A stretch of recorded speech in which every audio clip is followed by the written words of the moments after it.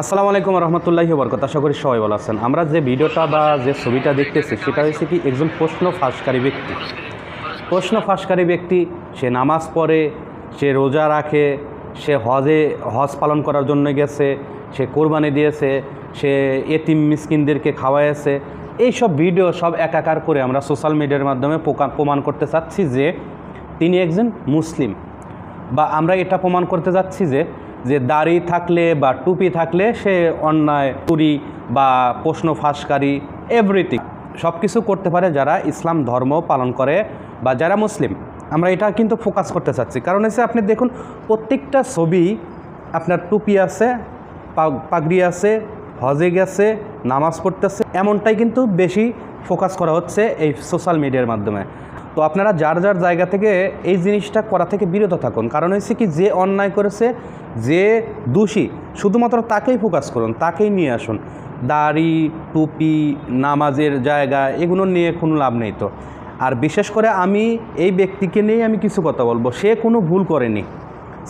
এক নাম্বার কথা, সে কোনো ভুল করেনি। কারণ হয়েছে কি আমাদের শিক্ষা ব্যবস্থা এমন একটি অবস্থায় গেছে যেখানে ছাত্র ছাত্রী তারা কিভাবে লেখাপড়া করে বা কিভাবে লেখাপড়া করে তারা একটি শিক্ষিত সমাজ গড়ে তুলবে, এটা আসলে তারা নিজেরাও জানে না। আসলে তাদের আগামীকাল পরীক্ষা বা পরীক্ষার প্রস্তুতি নিতে হবে, এটা তারা কিন্তু জানে না। সো আমি মনে করি এই চাচা যে কাজটা করেছে সেটা প্রত্যেকটা ছাত্রের উপকার করার জন্যই করছে, আমি যেটা ব্যক্তিগতভাবে মনে করি। কারণ হয়েছে কি সে জানে বা ছাত্ররাও জানে যে আমরা পড়াশোনা না করলেও পাশ করব, আর পড়াশোনা করেই কী লাভ।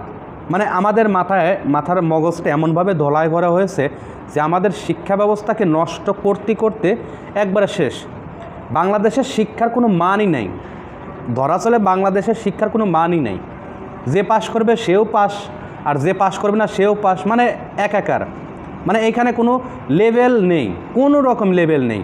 তো আমি ব্যক্তিগতভাবে মনে করি যে এই চাচার মতন হাজারো চাচা আছে যারা প্রশ্ন ফাঁস করার সাথে জড়িত থাকে, আমি তাদেরকে সম্মান করি, রেসপেক্ট করি, কারণ হচ্ছে কি তারা ভালো কাজ করেছে।